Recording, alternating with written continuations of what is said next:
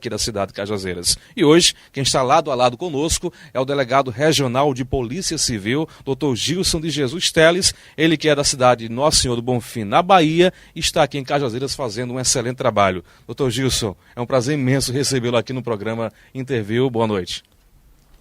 Boa noite, Conrado. Boa noite, telespectadores. E, como sempre, é um prazer para mim ser entrevistado por Vossa Senhoria. Eu que agradeço. Prazer é meu, a honra é minha. Porque o entrevistado ele sempre fica muito mais à vontade quando é entrevistado por pessoas competentes, capacitadas como você, Conrado. Eu admiro o seu trabalho já de longas datas, você com Peterson. Então é muita satisfação já nos primeiros programas ser convidado por vocês e participar desse programa que vem tendo uma audiência extraordinária aqui na nossa região. Doutor Gilson é da cidade de Nosso Senhor do Bonfim, Salvador, Bahia, não é isso? Exatamente. Na verdade é Senhor do Bonfim. Senhor do Bonfim. Terra do Bom Começo, que fica no semiárido do sertão, semiárido do interior da Bahia, na região norte, localizada a 370 quilômetros de Salvador. Fica a 125 quilômetros de Petrolina, Juazeiro, e de um clima muito agradável. Em junho, por sinal, Bonfim é conhecido como a Suíça baiana, porque chega a ser a 13 graus no período de junho. Então lá nós temos as 4 estações bem definidas. E é uma cidade que eu tenho muita estima. E é do porte de Cajazeiras, em média de 70 mil habitantes. Filho de Dona Oswaldina de Jesus Teles, segundo filho, não é isso? De uma família de quantos? É verdade. Minha mãe teve a mim e minha irmã. Minha irmã é mais velha, 9 anos mais velha. Minha irmã é de 65. E eu sou de 74. E, na verdade, minha mãe, ela foi a representação de tudo, do pouco que eu tenho, do pouco que eu sou, do pouco que eu conquistei. E ela, como mãe solteira, imagine na época de 1973, ela não teve o apoio devido, né, do meu pai, e nos criou, eu e minha irmã, no interior da Bahia. E foram muitas dificuldades, porque minha mãe, naquela época, desempregada. A profissão dela é o quê? É dona de casa? Ela fez curso técnico de enfermagem, fez um curso de radiologia, e minha mãe trabalhou até em bilheteria de circo, ganhava por hora, e me colocou, tanto eu quanto minha irmã, em excelentes colégios. Aliás, nós estudávamos no colégio de Freira de bolsa. Naquela época tinha uma bolsa de estudo e não podia perder o ano, porque senão perdia a bolsa. Então a pressão era grande para estudarmos, e foi muita sorte porque nós estudamos num colégio particular sem condições, mas pela humildade dela, por pedir, né, a diretora na época, e nos foi concedida essa bolsa. E eu estudei com a minha irmã e tivemos uma educação de base muito bem feita, muito consistente, o que nos deu alicerce para galgar uma outra situação. Minha irmã fez faculdade, ainda em Bonfim, e eu fui mais ousado, saí de Bonfim, indo para Recife. Para Recife. Gilson, no caso, seu pai ele não foi uma figura presente na sua vida, mas você chegou a conhecê-lo? Teve algum contato com seu pai? Meu pai eu conheci com 15 anos. Lembro que foi um encontro muito frio. Minha mãe me apresentou a ele, dizendo que eu tenho uma novidade para lhe mostrar. E eu lembro como hoje que eu achei que fosse Eu tinha 15 anos e meu sonho era ganhar um videogame. Naquela época era um Atari, né? Não é Play 3, não. Era Atari. E eu fui com aquela ânsia, com aquela sei lá, aquela motivação, e me deparei com aquele senhor com uma afeição muito parecida com a minha, e ela disse: esse é o seu pai. Nos apresentamos, mas foi um encontro muito muito diplomático, nada caloroso. E aquilo foi muito marcante, né? São 23 anos, né, atrás, muito marcante. E de lá para cá eu vi meu pai aos 17, mas também nada caloroso, sempre numa promessa de ganhar um violão. E não tive o apoio, nunca uma ligação, nunca... E eu posso lhe revelar que minha própria identidade é pai não declarado, para você... Até os 15 anos de idade, até o primeiro encontro com o seu pai, você sentiu falta dele? A presença paterna na sua vida, o filho conversar com o pai aconselhar, o pai instruir. Você sentiu essa ausência e como você conseguiu superar isso? Até os 15 anos, quando eu não o conhecia, na verdade a gente tem... A criança, ela busca os heróis. E os meus heróis eram os meus professores. A figura paterna que eu tinha referência, até os 11, era meu avô, um ex-policial. Aliás, ele era do Exército. Um homem de uma linguagem... ele tinha um português muito afinado. Ele não se sentava à mesa sem camisa. Ele não nos permitia dizer palavrões. Mas ainda assim, os professores eram os meus referenciais. E minha mãe, ela exercia esse papel do pai no tocante à conversação, ao diálogo, a explicar as dores do mundo, ao me explicar o que eu ia enfrentar, principalmente naquela época que e até hoje a gente sabe que existe uma falsa democracia racial, né? Que existem, ao fato de ser negro, eu ia enfrentar muitas dificuldades lá na frente. E foi o que ocorreu. Mas ela dizia sempre para mim que eu ia superar isso com a sabedoria, com o conhecimento, porque conhecimento era poder. E meu pai, ele, naqueles momentos mais difíceis de conflitos, você sai da infância para a adolescência para a fase adulta, não havia nenhum contato, e ele morava a 23 quilômetros da minha cidade. E eu me perguntava por quê, e minha mãe sempre me protegia daquela cidade, tanto é que quando eu fui me alistar lá era tiro de guerra, em vez de exército,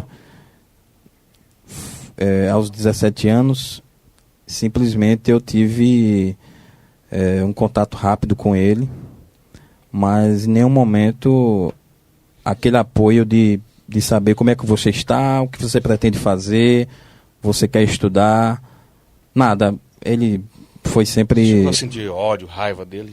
Não, eu sentia... eu ficava muito emotivo quando eu ouvia e não sentia aquele calor, né, de pai, mas ficava indiferente. Mas a partir do momento que ele se ausentava, ele saía de perto de mim, da minha pessoa, eu sentia um pesar em saber por que não ter a devida atenção dele. Mas minha mãe me deu tanto amor, tanto carinho, toda a minha família, que eu consegui superar isso aos poucos. Nunca tive aquela fase de rebeldia, nunca deleguei... Sempre foi um filho tranquilo, obediente? Sempre. Sempre fui muito tranquilo.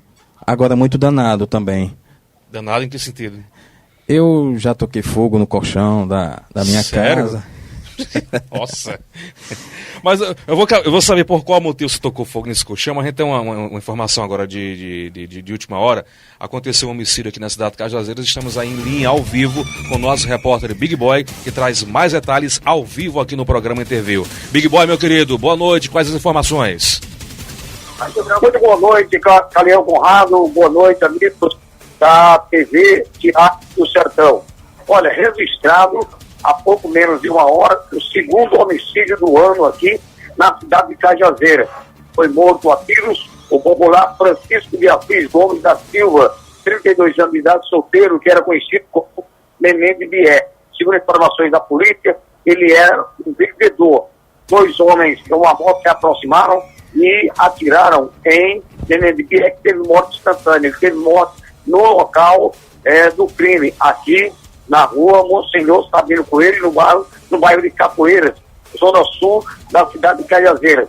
Está no local nesse exato momento a Polícia Civil, através da delegada doutora Cristiana Roberto. Está também a Polícia Militar, várias viaturas da Polícia Militar estão no local fazendo um levantamento sobre esse homicídio, que ainda é um mistério para a Polícia de Cajazeiras. Não se sabe se o Neném de Bié, como era mais conhecido, nutria alguma inimizade aqui no bairro de Capoeira. Ele tinha e foi alvejado por 2 pessoas ainda não identificadas. Apesar de ser uma hora, tinha muita gente na rua, ninguém viu, ninguém sabe. É aquela velha história impera, a lei do silêncio. Portanto, registrado o segundo homicídio deste ano aqui na cidade de Cajazeiras. Para a TV Diário do Sertão, repórter Olivan Pereira. Ok, muito obrigado, meu caro Big Boy, com as informações de última hora aqui na cidade de Cajazeiras. Infelizmente, um homicídio aí. Até agora não se tem muitas informações, mas a qualquer momento nosso amigo Big Boy poderá entrar ao vivo aqui e trazer mais detalhes de mais um homicídio que acontece aqui na cidade de Cajazeiras. Lamentável. Inclusive, daqui a pouco a gente vai conversar sobre esse assunto com o delegado regional de Polícia Civil, Dr. Gilson de Jesus Teles, que é o nosso entrevistado hoje ao vivo aqui no programa Interview. Dr. Gilson, hoje a sua entrevista entrou logo com a participação de um homicídio, né? E tem alguns casos aí que na cidade de homicídio, um aumento, né, do índice de homicídio aqui na região, que daqui a pouco a gente vai abordar esse assunto e saber como é que anda o trabalho de você como delegado regional, a questão da apuração desses fatos e se tem alguma novidade também acerca desses homicídios que estão acontecendo aqui na região de Cajazeiras. A gente chega já lá, mas eu quero saber como foi que você atirou fogo no colchão, qual foi o motivo desse ato de rebeldia? Foi no seu colchão que você ateou fogo? Da minha irmã. Da sua irmã? Da minha irmã. Na verdade, a gente entende assim que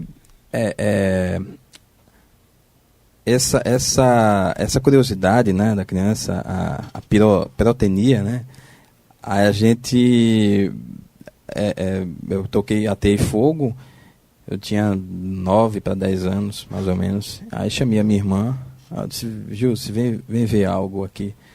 E quando ela chegou, o colchão já com aquelas labaredas, e foi aquela gritaria, mas minha mãe, quando chegou, apenas me chamou, me botou de castigo, conversou comigo. E eu lembro assim, eu podia ter apanhado, mas não, ela conversou comigo. Isso foi de uma lição sem precedentes. E assim, eu tinha a mania, aquela de correr, disso, né, como toda criança. E andei me machucando um pouquinho. Eu tenho algumas cicatrizes no corpo em razão... Marcas da infância. Correto, marcas da infância. Mas isso era apenas talvez uma descoberta, né, do mundo que nos circunda. Com certeza, sem dúvida. E talvez uma válvula de escape também por toda essa problemática, essa questão emotiva, né, esses porquês. E a gente acaba... tendo esse comportamento, eu não diria rebelde, mas um comportamento um pouco que arriscado, né, em relação à integridade física.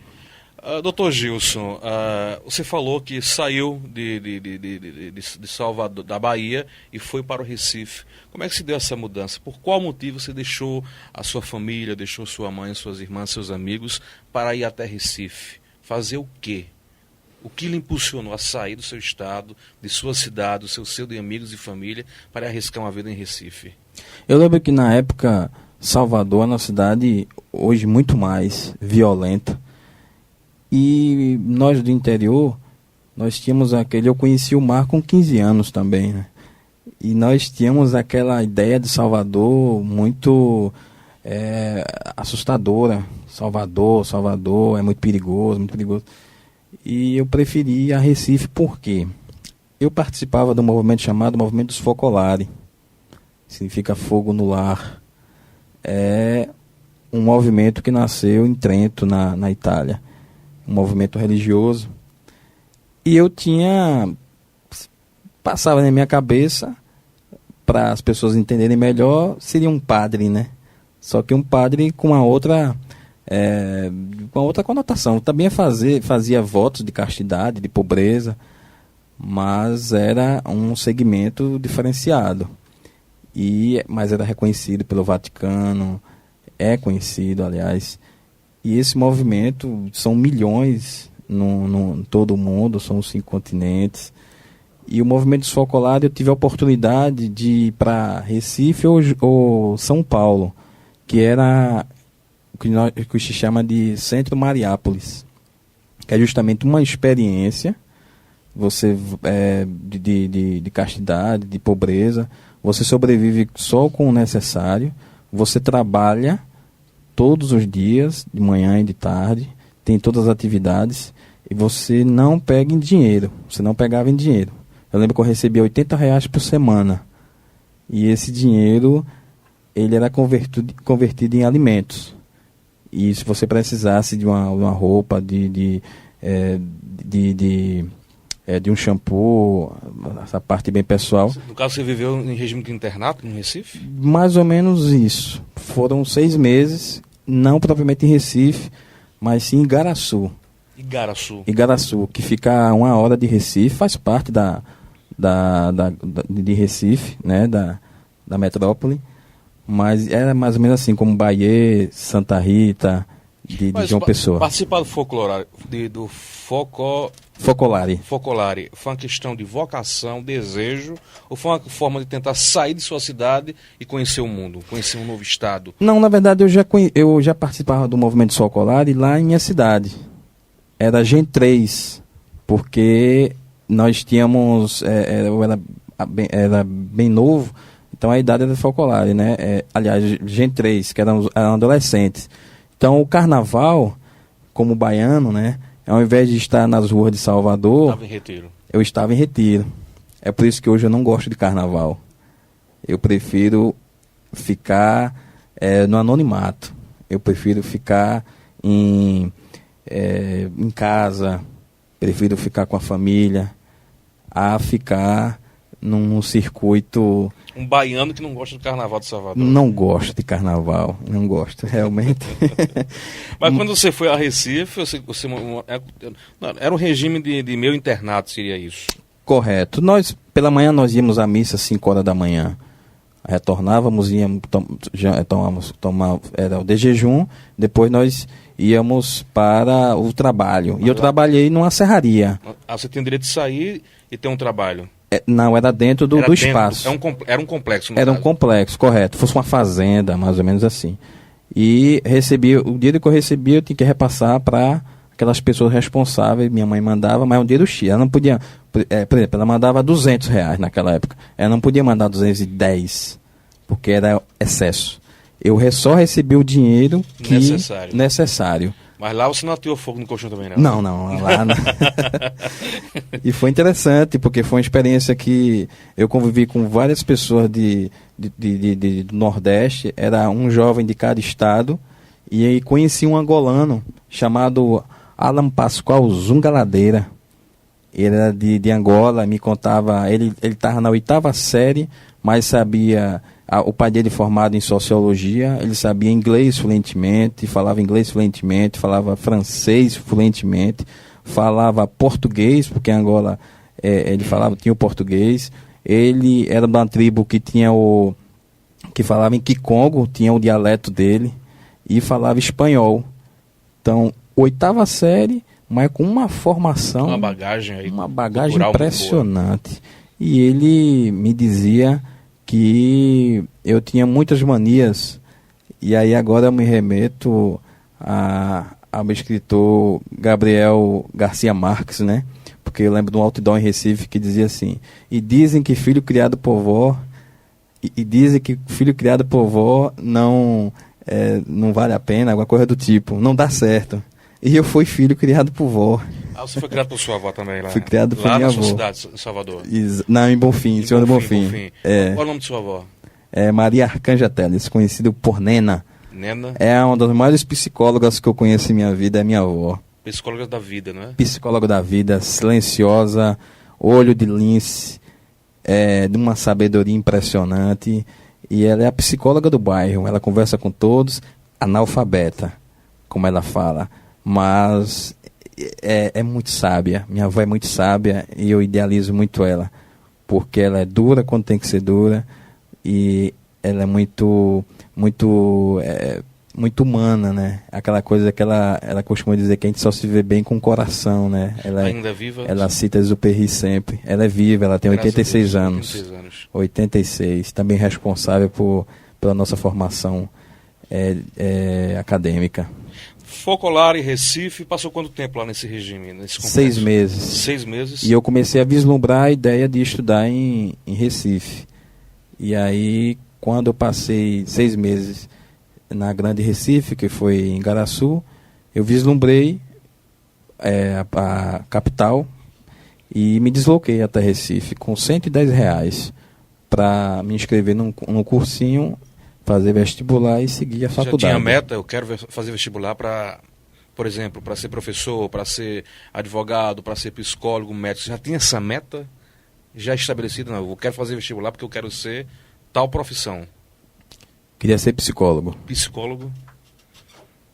Bom, o senhor me mandava uma quantia X, você vivia no regime lá no Focolare. Como é que você achou? Como é que você conseguiu aí, por exemplo, Gilson, sair, né, por exemplo, da cidade para grande Recife, fazer a inscrição do vestibular? Você ficou aonde? Como é que você se virou? Você saiu com R$210 como se fosse hoje, não foi isso? 110. R$110. Diretamente para a capital, Recife. Como foi que você sobreviveu com esse dinheiro lá? Eu tinha em mente o seguinte, que o Winston Churchill, o primeiro-ministro da Inglaterra, ele dizia o seguinte: nunca desista. Nunca, nunca, nunca. Simples. Mas isso era a minha fortaleza. E eu acreditava muito que se eu entregasse a minha vida a Deus, Ele ia agir na minha alma. Ele ia agir. Os caminhos iriam se abrir. E eu fui a Recife com esse intuito. Liguei para vários cursinhos e todos diziam: você tem que pagar o mês anterior, que era o valor que eu tinha em mãos, R$110. Até que um determinado cursinho disse: olha, se você quiser vir conversar com o diretor, mas eu acho pouco provável ele dispensar esse mês, porque foi no mês de setembro e o cursinho havia começado em agosto. E eu peguei um ônibus errado, fui andei quase 1 hora, mas cheguei no local e aí disse assim: quero conversar com o diretor. Esperei também mais 1 hora, tive a oportunidade. Eu disse: olha, eu esqueci o nome dele hoje, agora. Eu disse: olha, é o seguinte, eu estou aqui, não tenho pai, tenho mãe, sou da Bahia, do interior da Bahia, vim de Igaraçu, passei 6 meses lá, e eu quero estudar, e eu quero vencer na vida. Eu quero vencer na vida, eu quero que o senhor me dê uma oportunidade. Desse jeito. Ele olhou para mim e disse: gostei do seu jeito, vou te ajudar. Você está dispensado esses 2 meses, e nós recebíamos apostilas diárias para acompanhar o cursinho, né, a matéria do dia. E ele disse: todas você só precisa comprar essas apostilas. E aí eu fui até a secretaria e a moça também foi com a minha cara. Eu lembro da música de Gonzaguinha, né? Toda pessoa é as marcas das missões diárias de outras tantas pessoas. Então ela estava ela deveria estar no meu caminho para me ceder todas aquelas apostilas. Eu estudei e lembro que minha mãe teve que se virar nos 30, desculpe o clichê, para me mandar uma quantia um pouco maior, e eu paguei o cursinho, fiz 3 meses de cursinho e perdi. Fiz psicologia e perdi. E morei numa república. Uma república que foi terrível. Aqueles meses naquela pensão, naquele pensionato. Por que foram terríveis? Porque lá eu vi de tudo. Eu vi loucos, eu vi um engenheiro que comia o próprio cabelo. Nossa. Eu vi um cara que tinha mais de 300 revistas de pornográfica num quarto. Eu vi um cara todo de tatuagem, nada contra quem tem tatuagem, pelo amor de Deus, nada esse preconceito, mas eu dizia, aquilo era assustador porque ele bebia muito.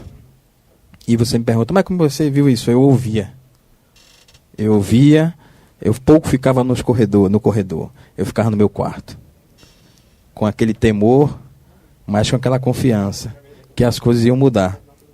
E depois de 3 meses, no cursinho, eu conversando com um amigo, ele se sensibilizou e disse, eu vou te levar em um local melhor.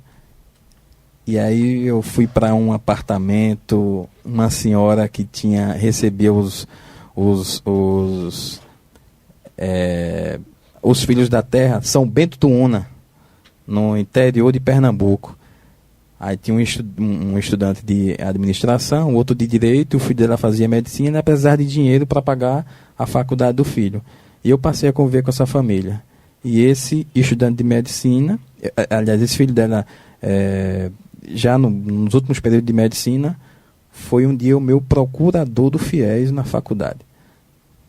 Então, é mais ou menos assim. Uma determinada pessoa pagou um almoço para mim um dia. No cursinho, os colegas... Você teve a ajuda de muitos amigos? Né? Eu tive a ajuda de muitas pessoas. Eu tive um problema na perna, de um cabelo encravado e estafilococos. Minha perna ficou inchada a ponto do pé não entrar no sapato. E eu sem plano de saúde, no hospital geral, hospital lá o regional, lá de Recife. E é o Hospital Restauração. E esse estudante foi quem fez o dreno, foi quem fez a minha cirurgia. Assim, foram situações bem inusitadas que no fim deram tudo certo. Pensou em desistir e voltar para casa? Nunca pensei em desistir, nunca deleguei os insucessos à vida, ao mundo, às pessoas. Eu entendi uma coisa, que quando você se responsabiliza pelaquilo que você faz, você amadurece. E quando eu perdi 2 vezes no vestibular, e a minha família dizia, mas por quê? Por quê? E aí entra um outro ponto dos tios. Sempre tem aquele tio que diz, mas todo mundo estudou por aqui. Por que quer estudar lá? Você é pobre. Por que você quer fazer direito? Porque você quer fazer medicina. A torcida do contra. A torcida do contra. Aí eu lembro que, se você fizer uma experiência de colocar vários caranguejos na boca num saco, de repente, quando um tenta alcançar a boca do saco, os outros puxam ele para baixo. E assim acontece com os homens. Quando você passa a se destacar naquilo que quer que seja, as pessoas se incomodam. É a história do vizinho comprar um carro 0 e você ter dores no estômago. Ninguém diz que é invejoso porque é vergonhoso. Não existe biografia da inveja. Existe da avareza, da luxúria. Existe um livro chamado Acompanhando das Letras. Cada autor brasileiro foi convidado para escrever sobre um pecado capital. São livros fantásticos. E tem lá O Mal Secreto, que é justamente falando da inveja. E você tentou 2 vezes vestibular para a psicologia e não conseguiu êxito. Foi a primeira vez eu fiz, de 80 vagas, eu passei em 100 e alguma coisa. Na segunda vez, eu fiz vestibular, de 80 vagas, fiquei em 85º. Então, eram 5 remanejamentos. Aí eu aguardei ser chamado. Chamaram só 4. Por um, eu não entrei em psicologia. Aí a terceira vez, eu fiz psicologia e direito. Como foi que despertou direito? eu folheando o livro de medicina legal de um desses colegas lá da pensão que já fazia direito. E aquilo me despertou. Legal. A distância do tiro, de cima para baixo, isso, a investigação. Aquilo foi uma luz. Eu digo, vou fazer direito. Aí eu fiz psicologia primeiro, na federal. Perdi de novo pela terceira. Aí eu me recuperei emocionalmente. Com uma semana fiz na Unicap, passei em direito. No dia seguinte do resultado, eu fui chamado para psicologia. Aí qual foi minha colocação? 81º. Nossa. Então, é o que isso? Eu não tenho dúvidas que foi Deus trabalhando. Ele, até o terceiro vestibular, que eram provas abertas, dificílimas na federal, física, química, eu tive que fazer matérias isoladas. E imagina você ficar em 81º, de 80 vagas, por você não entrou. E foi o tempo necessário, porque se eu tivesse passado, talvez não fizesse direito uma semana depois. Com certeza. Aí o homem lá de cima do pé, segurei ele por uma. Quando ele passar em direito, a gente apresenta o resultado. Aí passei nas duas, tranquei psicologia. Com uma semana de direito, eu me encontrei. Opa, o curso é esse aqui. E eu sou apaixonado. Qual foi a pelo universidade? direito. A Unicap. Unicap. Formou-se em Direito no Recife. Quando terminou o curso, foi para onde? Terminei o curso, voltei para Senhor do Bonfim. Aí fui fazer cursinho preparatório para concurso. Também com a malha, né? Porque quando você passa em Direito, você não é nada. Eu costumo dizer que você é uma penumbra. Você está nas trevas. Nem você é advogado, nem você é mais estudante. Quando você é estudante, você tem um escudo de dizer, eu sou estudante, não me cobre nada. Quando você passa na OAB, eu sou advogado. E quando você termina a faculdade, você não é nem estudante e você não é advogado. Você não tem escudos. Você só tem que se esconder num quarto e estudar para a OAB. E a OAB, eu tive a sorte de passar. Passei na OAB e, Conrado, esse concurso que eu fiz foi na semana da formatura. Da minha formatura em 2003, em Recife. E eu estudei, aliás, eu fiz o concurso naquele sentimento ainda de festa, de formação, minha família em Recife, e a gente foi agraciado com a aprovação.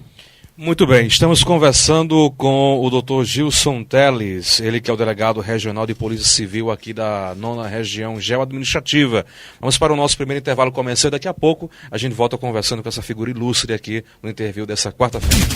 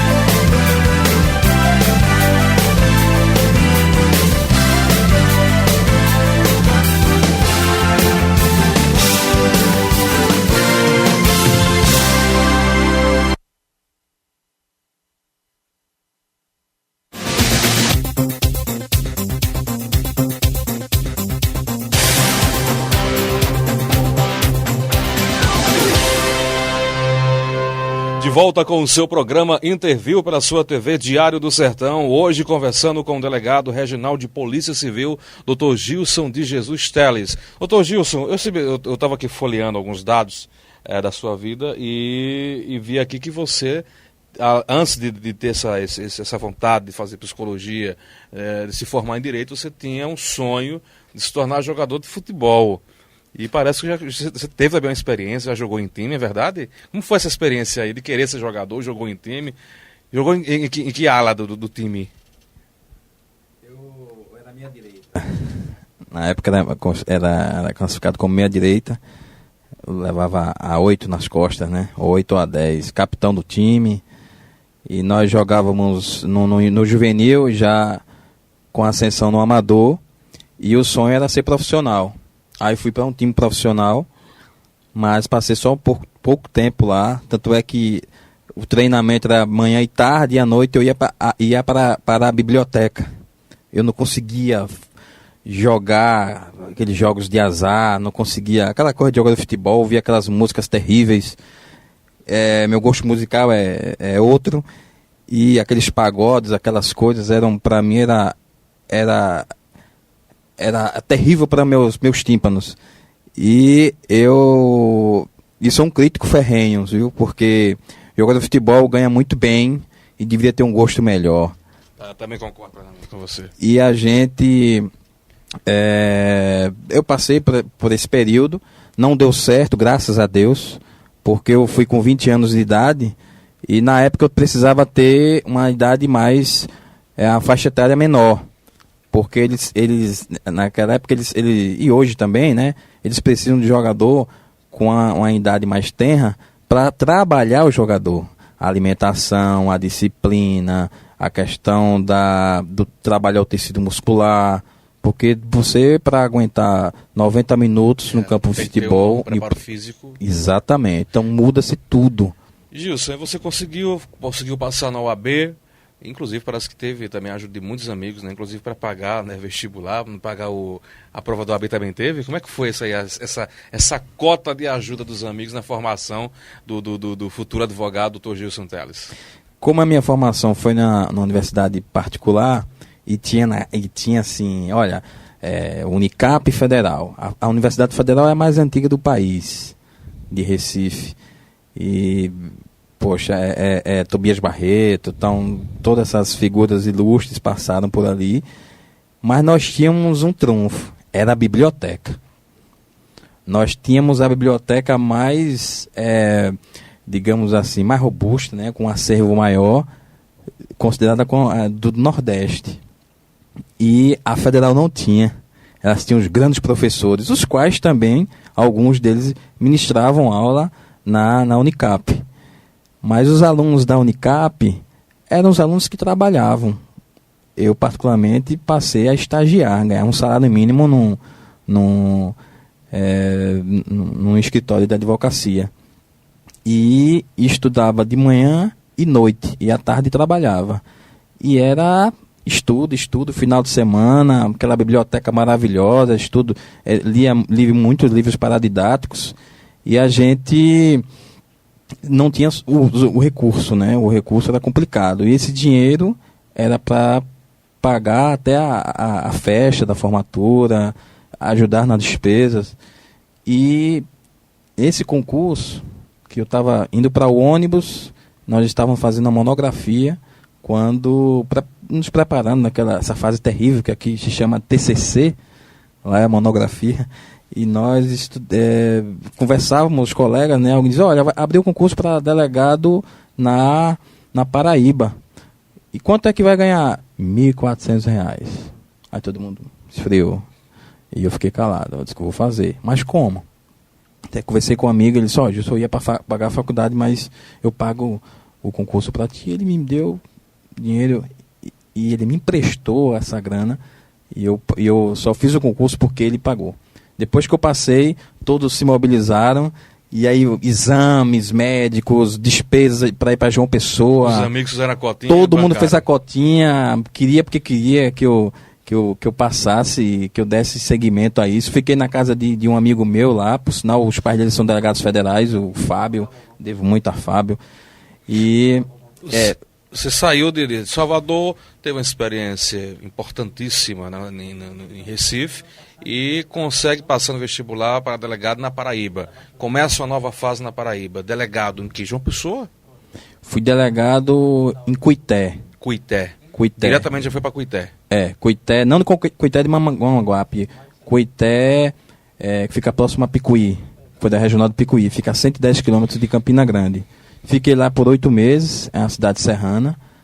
Também foi uma experiência muito boa. Difícil, né? Porque início de tudo, você tem que saber lidar com o poder. Você tem que saber lidar com os abraços de tamanduá. Você tem que saber lidar com tudo. Tem que saber lidar com a política. Eu detestava a política na época. Que eu dizia, político nenhum vai mandar aqui. Eu vou fazer tudo, não quero saber de político nenhum.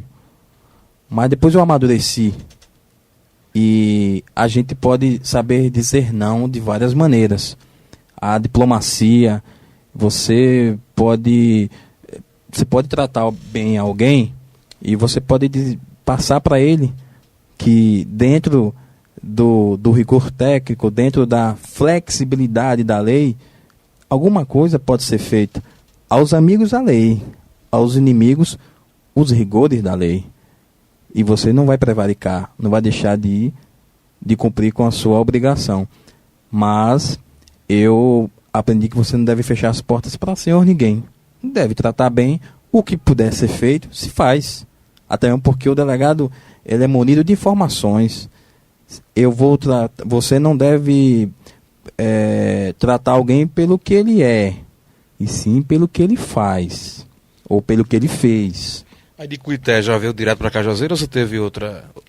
Eu vim direto para Cajazeiras. Como é que se deu essa saída de Cuité para Cajazeiras? Nós temos, são essas remoções inexplicadas. Eu estava muito bem em Cuité e de repente eu fui surpreendido com a transferência para Cajazeiras. E fiquei bastante chateado com isso, mas ninguém me explicou nada, simplesmente vai para lá. Aí o delegado geral na época disse assim, mas você não me falou que é de Senhor do Bonfim?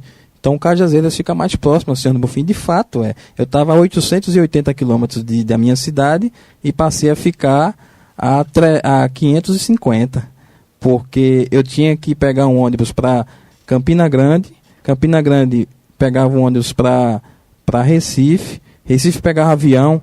Mas espera aí, era R$ 99,00 o avião da Gol na época. Em Recife para Petrolina. E Petrolina pegava outro ônibus para minha cidade e pagava R$50, R$40. Agora, não, minto, era R$30 na época. Então era todo esse itinerário. E Cajazeiras fiquei a 550 quilômetros. Na época era Dr. Cláudio, o gestor. E a gente se assustou quando chegou aqui porque a quantidade de procedimento, era muita confusão, era muita pressão aqui em Cajazeiras. Pressão de que sentido? Político? Social? Era também, porque assim, eu via muitas coisas e não concordava com elas. Eu via assim, uma administração meio que equivocada em alguns ângulos. Eu acho que a partir do momento que você está à frente de uma instituição, você tem que dar sua vida por ela. Você tem que fazer o melhor por ela. Você tem que renunciar a tudo dentro de um bom senso, dentro de um compromisso. E eu via uma polícia inerte, inoperante. Eu via carcereiros. Eu via várias pessoas dentro de um estabelecimento de polícia, mas eu não via uma polícia investigativa. Eu não via tratamento ao público, eu não via preocupação com o povo, e eu não podia fazer nada. Nada. E comecei a perceber muitas coisas, né? Muitas intempéries sociais que são normais, mas há uma diferença. Eu vejo que não há problema de você sentir alguma coisa. O problema é quando você sente, você percebe e você não toma atitudes para mudar aquilo. E a gente depois foi... Você tentou mudar tudo isso? Vem tentando, tentou, conseguiu ou ainda está tentando? A gente tem feito o nosso trabalho. Eu tenho mudado a mentalidade, aliás, seria muita presunção da minha parte. Eu digo assim que de 2011 para cá, sem medo de errar, e com todo respeito aos governos anteriores, eu posso falar isso com maior tranquilidade, depois do Pacto pela Vida estabelecido em Recife, o excelentíssimo senhor governador Ricardo Coutinho foi até Recife, viu como Eduardo trabalhava e trouxe para a nossa Paraíba. Trouxe experiência para cá, do Estado. E hoje nós temos uma realidade de polícia, tanto civil quanto militar, totalmente diferente no Estado. Eu não falo de Cajazeiras, eu falo do Estado. A segurança pública hoje é uma política de Estado. Quem é gestor hoje, ele é técnico. Ele foi colocado lá de forma técnica. E é uma exigência do governador. Porque anteriormente eu percebia muita questão de apadrinhamento. Não porque fulano de tal é amigo de Beltrano, do político tal, então indicou. Tinha muito isso, né? E eu tenho a impressão muito forte que o governador Ricardo Coutinho está conseguindo romper com esses vícios que existem na Paraíba, inclusive dentro da própria polícia. Você também tem essa mesma visão, Gilson? Olha, eu vou te falar o seguinte, que hoje eu sou fã do trabalho de Ricardo Coutinho. Eu sou fã.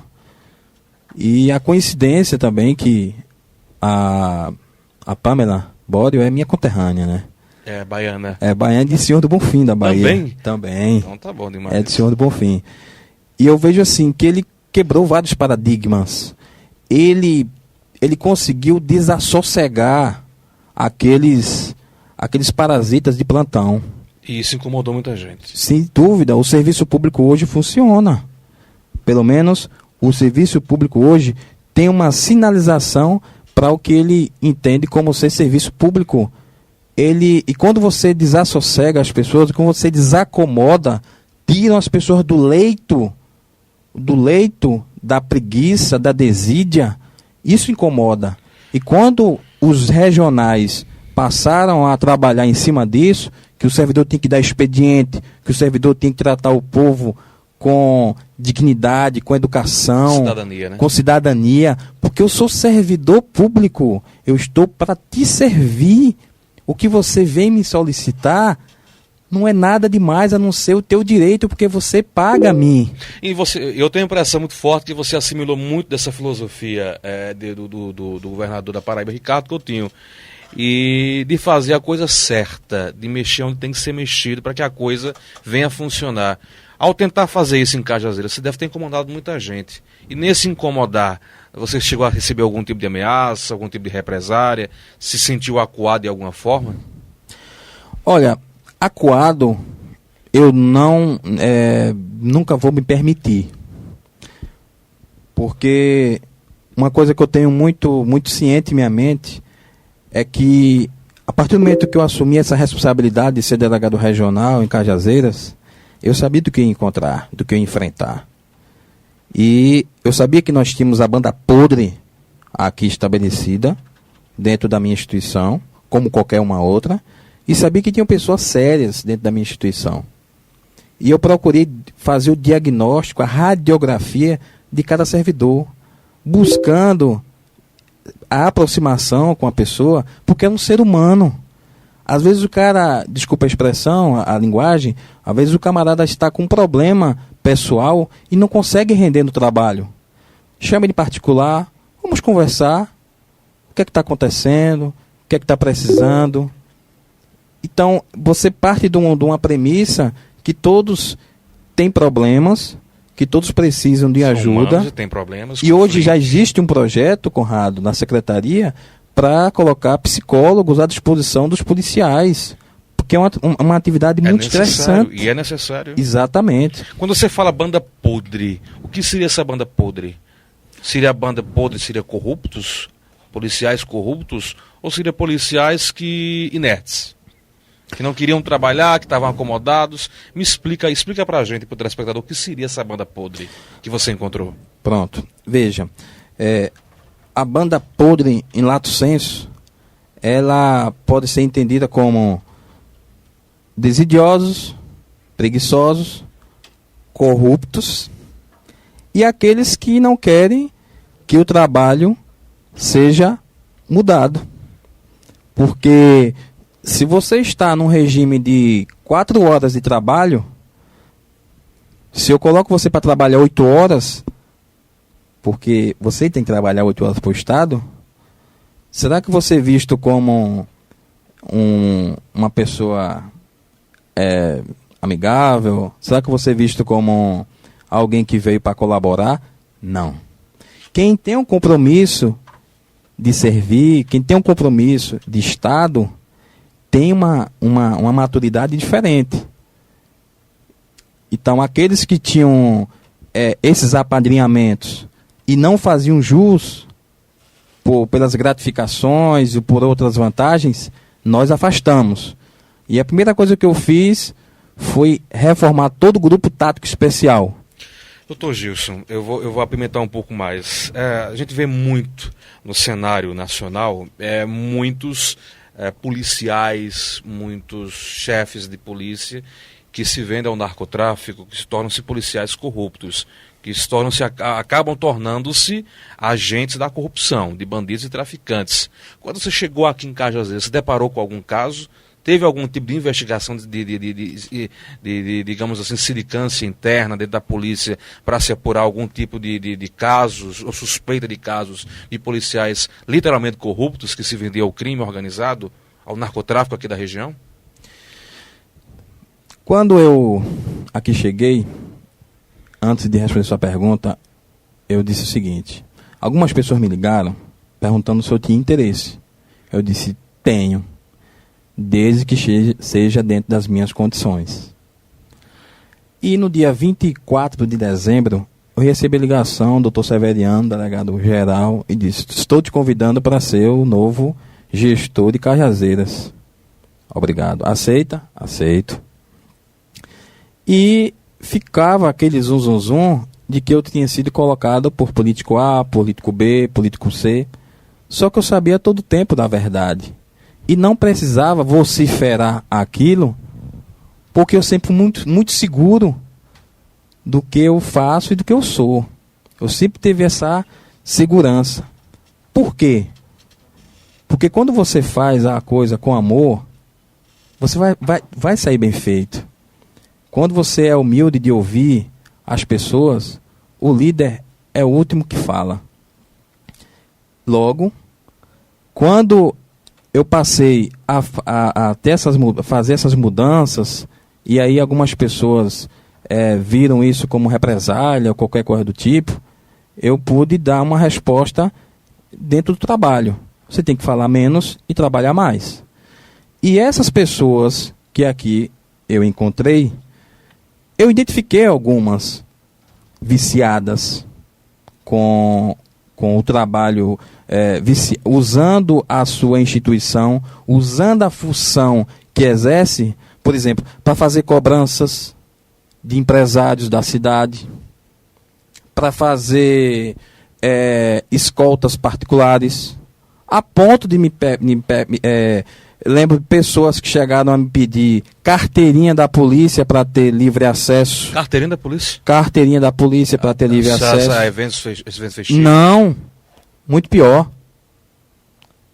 Pessoas que queriam contribuir para o tráfico, o combate ao tráfico, mas dizendo: olha, me dá uma carteirinha porque quando eu passar com alguma coisa, me livra disso aqui. Nossa. Mas isso de forma muito... foi logo nos primeiros dias. Imagina você deparar com aquilo. Só que eu chamei as pessoas que conheciam. Foi feita a ordem. Chamei e disse: quem é essa pessoa? Ah, fulano tal, fulano tal. Opa, peraí. E a gente passou a a ter uma conversa, aliás, a ter uma investigação mais minuciosa sobre a pessoa. Nós passamos a ter uma observação maior sobre aqueles agentes que estavam fora do trilho. Mas há uma dificuldade em tudo isso, porque você tem que ter o apoio da secretaria, e isso eu tive, mas a gente tem que falar, quando falar de nomes e quando falar de situações, a gente tem que ter provas. Não adianta a gente verberar isso, aquilo, outro, Sem ter a prova. sem ter a prova. E a minha dificuldade sempre foi o flagrante. Botar no papel, mas hoje nós já temos, eu lhe garanto, um pequeno dossiê de alguns. Só basta fechar algumas coisas para mandar para a secretaria, mandar instalar um inquérito. Esses alguns seriam o quê? Menos de meia dúzia, uma dúzia? Você arriscaria apontar em números? Assim, eu preferia não falar números, porque a gente fecha, digamos assim, as opções alternativas. Mas a investigação está continuando. A investigação E você continua. vai até o fim? Eu vou até o fim. Isso em todos os âmbitos. Eu tiver atribuição, eu vou até o fundo. Eu percebo muitas coisas equivocadas em instituições que são próximas a gente. E eu não tenho medo de dizer que algumas situações eu estou buscando essas provas e tenho provas também. E não quero ser a palmatória do mundo. Mas eu li algumas, e aqui eu deixo para vocês pesquisarem, Luiz Eduardo Soares, secretário de Segurança Pública do Rio de Janeiro. Ele escreveu Elite da Tropa 1 e Elite da Tropa 2, que deu ensejo aos filmes Tropa de Elite 1, Tropa de Elite 2. A verdade pura. Ou seja, o delegado regional, ele pode ter números, como nós temos, ele pode bater metas, como já bati, ele pode ter redução de homicídio, que hoje, Cajazeiras, nós temos 7 homicídios em 2012, quando 2011, nós tivemos 12 homicídios, e em 2010 foram 15 homicídios. Então, em 2 anos, 50% de redução. E eu lhe digo mais, sabe qual é o ideal para a ONU? Um país de primeiro mundo?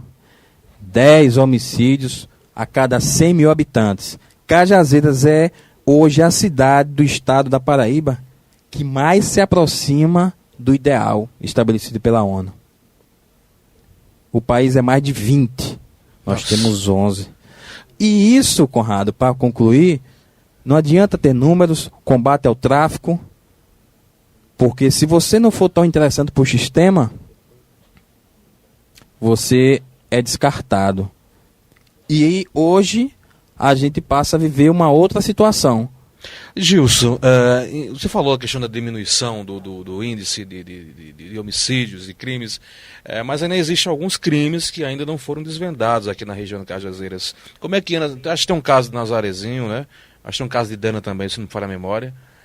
Tem mais algum outro caso fora esses dois? Está se tendo apurado? Já se tem uma previsão de desfecho para esses crimes que ainda não tiveram, aparentemente não foram desvendados?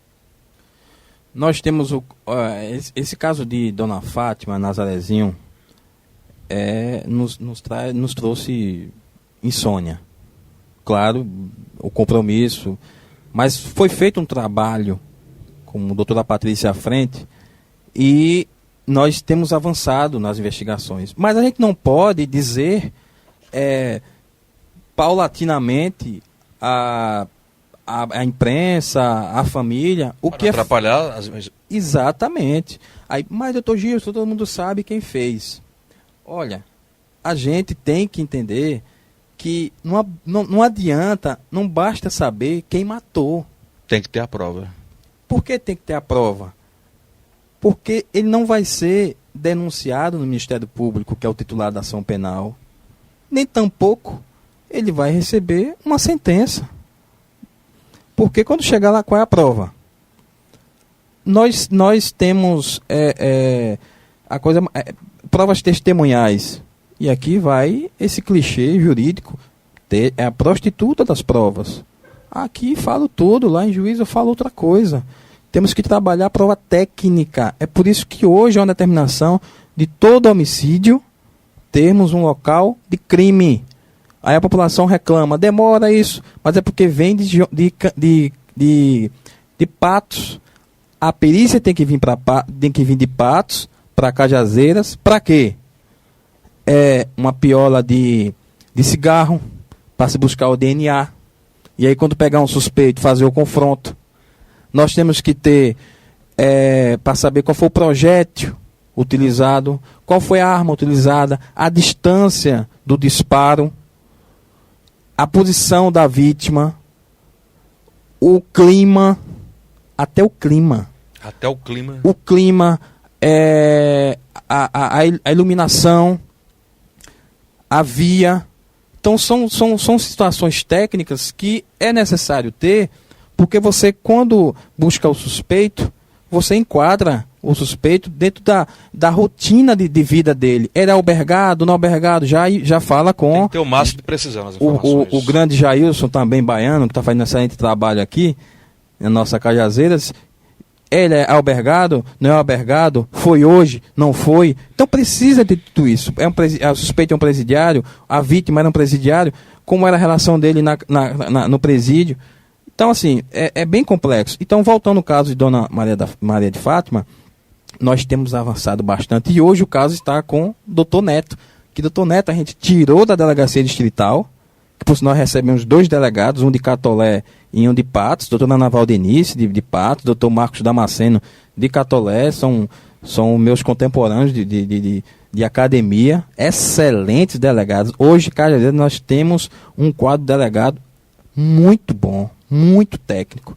E quantos delegados hoje? Nós temos 4 delegados na distritais, o 5º como o doutor Neto, que ele está hoje destacado para o Grupo Tático Especial. Ele está comandando o Grupo Tático Especial, e fora a doutora Minha, que é a delegada especializada da mulher.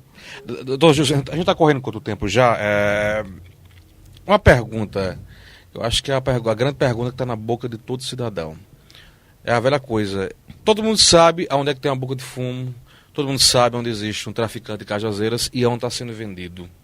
Né? E o índice está aumentando cada vez mais. O consumo de droga, de crack, de cocaína está aumentando muito aqui na cidade de Cajazeiras, na região. O que é que a Polícia Civil está fazendo para tentar desbaratar, tentar fechar essas bocas de fumo? Inclusive, teve uma ação já há um tempo atrás por parte da Polícia Civil, né? Conrado, eu vou dividir sua pergunta em 3 partes, bem rápido. Primeiro, para se falar em droga, e aí eu posso até ser polêmico aqui, tem um determinada personalidade, Padre Francivaldo, eu vou dar nome aos bois, que ele foi ao Diário do Sertão informar que o problema das drogas, e eu agradeço agora a oportunidade dessa resposta, era o problema da Polícia Civil e da Polícia Militar. E para um teólogo, para um homem estudioso das ciências, eu achei muito impertinente, muito precipitado e leviana as afirmações dele. Não porque me toca como instituição da Polícia Civil, mas por saber que é incipiente essa pessoa no que diz respeito a afirmar sobre droga. E eu diria assim para ele, para essa pessoa, que procurasse ler um pouco mais, se inteirar um pouco mais, porque a prevenção da droga, ela parte da PM, a repressão do tráfico, ela parte da civil, mas é um problema de saúde pública. E aqui, quando eu falo saúde pública, eu não estou falando nada em sua gênese, eu não estou falando nada que ninguém saiba. Eu tive a sorte de ver na Globo News algumas entrevistas de desembargadores, de sociólogos, de antropólogos, e é muito óbvio, saúde pública. Você sabe por quê, Conrado? Só tem o traficante porque tem o usuário. Correto. O que é que o Estado, e quando eu falo Estado, eu falo federal, o que é que o poder público tem feito com o cidadão que chega na delegacia e diz, pelo amor de Deus, doutor, me ajude, eu quero sair dessa vida, me ajude. Aí você vai para onde? Vai para o CAPS? Manda para onde? As clínicas de desintoxicação. E o grupo de assistentes sociais, um grupo de psicólogos, vai e se filtra na família e os órgãos... Que tem que se filtrar na família. Não é só cuidar do usuário, mas da família toda. O problema está na família, né? Está no seu familiar. Vamos trabalhar mais esse núcleo familiar. Vamos ver as razões para a droga. Então não adianta ter uma polícia... Aliás, é necessário. Uma polícia repressiva. Precisamos de equipamento. E hoje a gente já passou a ter esse trabalho voltado para a prevenção, no caso a PM, a repressão, no caso da Polícia Civil. Hoje nós temos mais de 80 operações no ano. É a polícia do estado da Paraíba que só perde para o Rio de Janeiro. Só perde para o Rio de Janeiro. São dados que estão aí nos portais. O estado da Paraíba só perde para o Rio de Janeiro em número de operações. Então é a polícia que... Você vê o estado do Ceará com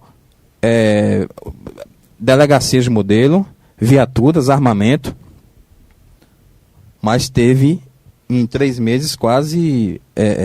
por mês é mais de 300 homicídios. A dificuldade é um absurdo. De fechar isso, de encontrar, porque às vezes, não, mas estão pegando só a ala miúda, deveria pegar a ala graúda do tráfico de droga em Cajazeiras. Aí eu já vou mais a fundo. Se tem conhecimento de alguém, de pessoas influentes que estejam bancando ou sustentando o tráfico de drogas aqui em Cajazeiras, na região? Eu não queria responder isso. Eu queria agir. Se for me dado esse tempo e eu tiver os meios que eu vislumbro, você vai ter essa resposta na prática. Hoje existem os grandes financiadores. E talvez sejam eles que não queiram que eu termine o biênio. Porque... Você está falando de perseguições? Está acontecendo perseguições em relação ao seu trabalho? Eu digo a você Trocando por mil, estão pedindo sua cabeça? Eu digo a você que de forma subterrânea, sim. E aí é onde é que entra o livro de Luiz Eduardo Soares, não basta ter números, se você incomoda o sistema, você já não é tão interessante. E eu tenho essa maturidade. E se eu sair daqui, se sair por incompetência, por outro problema, normal. Agora, se eu perceber que há um complô, justamente para deixar a sociedade... Agora, claro, obviamente, eu não quero dizer que eu sou o único, muito pelo contrário, nós temos colegas aqui que são excepcionais. Mas o que a gente percebe é que esse mundo do crime, ele é muito mais profundo, está muito mais no pântano do que a gente imagina. Existem grandes financiadores, mas como eu te falei, isto requer tempo, requer cuidado, requer uma exaustão nas investigações. Porque apenas a gente só tem 2 anos nesse trabalho. É muito pouco, porque você tem que arrumar a casa, você tem que trocar a delegacia, você tem que se estruturar, você tem que montar a sua equipe, você tem que qualificar o agente. Como você está falando, eu tenho a impressão de que você já tem alvos nesse sentido. Não tenho dúvida disso. Eu tenho alvos. Já tem alguma prova? Provas? Parciais. Nós temos aqui... nós temos um grupo, é um grupo forte. Nós temos um grupo que tem um livro chamado Serial Killer, Louco Cruel. Uma das passagens do livro é de Liana Casoy, uma administradora, e ela tem psicologia forense. É um livro fantástico. E ela diz o seguinte: o serial killer, ele precisa, é o que chama de verniz de personalidade. O que é isso? Se infiltre no grupos sociais, porque você está desapercebido. Fique ali no oba-oba, tal. você está acima de qualquer suspeita. Fulano de tal? Não acredito. Não acredito. São as máscaras. São as máscaras. E as pessoas precisam disso. Está infiltrado, é o abraço de tamanduá, oba, oba, oba, oba. Mas aquele ali é um câncer na sociedade. E eu digo a você, a gente já tem algumas pessoas, mas eu não vou ser leviano de falar algo que eu ainda não tenho o poder de provar aquilo que eu estou afirmando. Se depender de Gilson, vai até o fim. Sem dúvida alguma, eu não recuo 1 milímetro. Posso recuar, mas para avançar 2. O meu trabalho é esse, imparcial, isento, contundente, custe o que custar. Claro que dentro de uma diplomacia, dentro de um bom senso, dentro do meu trabalho, que me foi ora designado, eu tenho esse desafio. Doutor Gilson, muito obrigado pela entrevista. Eu gostaria de abordar mais temas, mas infelizmente nós somos escravos do tempo. Essa é a questão. Foi muito boa. E vamos por um jogo rápido. Igual alguma palavra, você faz uma menção rapidinha. Cajazeiras. Amor crescente. Dona Oswaldina. Minha formação. Ela faleceu em 2011, não foi isso? 2011. Minha formação, amor. Filhos. Meu combustível. É o Thales, Henrique e a Ana Luísa, não é isso? Correto. Se não fosse delegado, se não fosse advogado, seria o quê? Jogador de futebol. Jogador de futebol. Um sonho que não realizou ainda. Ver uma polícia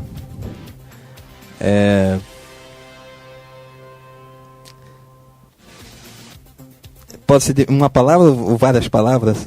Uma frase. Pode ser uma frase.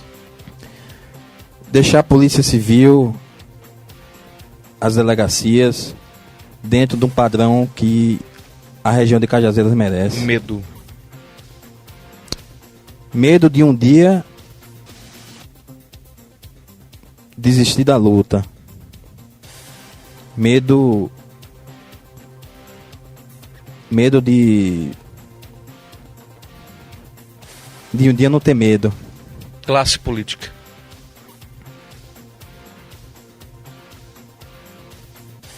Eu sou um socialista.